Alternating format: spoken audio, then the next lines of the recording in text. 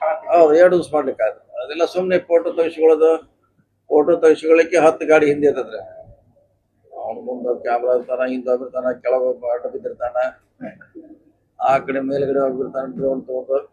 ಅದೇ ಸ್ವಲ್ಪ ದಿಕ್ಕಾಗಿದೆ, ಮಾಡ್ಲಿಕ್ಕೆ ಆಗಲ್ಲ. ಯಾಕೆ ಅವ್ರು ಮುಖ್ಯಮಂತ್ರಿ ಅಂದ್ರೆ ಜವಾಬ್ದಾರಿ ಇರ್ತೈತೆ.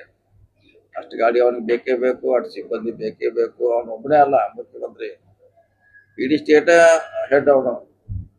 ಸುಮ್ಮನೆ ಅವ್ರು ಮೋದಿ ಅವ್ರಿಗೆಲ್ಲ ಬಗ್ಗೆ ಇವರು ಮಾಡೋದ್ರಲ್ಲಿ ಡೈಲಿ ಮಾಡ್ಲಿಕ್ಕೆ ಆಗಲ್ಲ. ಇಲ್ಲಿ ವಿಜೇಂದ್ರ ಒಂದು ದಿವಸ ಇಲ್ಲೂ ಮೆಟ್ರೋ ಹೋದ್ರು, ಮತ್ತೆ ಯಥಾಸ್ಥಿತಿ ಹೋಗ್ಲಿಕ್ಕೆ ಆಗಲ್ಲ.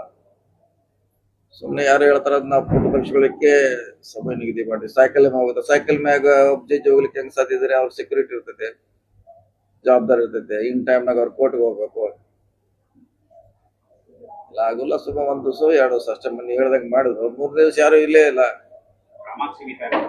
ಮತ್ತೆ ಈಗ Maharashtra CM motor cycle security ಎಷ್ಟು ಬೇಕಾದ್ರೆ ಅವ್ರು ಡಬಲ್ ಬೇಕು. ಅವಾಗ ಗಾಡಿಯಲ್ಲಿದ್ದಾಗ ಬೇರೆ, ಹೊರಗಿದ್ದಾಗ ಬೇರೆ, ಡಬಲ್ ಸೆಕ್ಯೂರಿಟಿ ಬೇಕಾಗ್ತದೆ.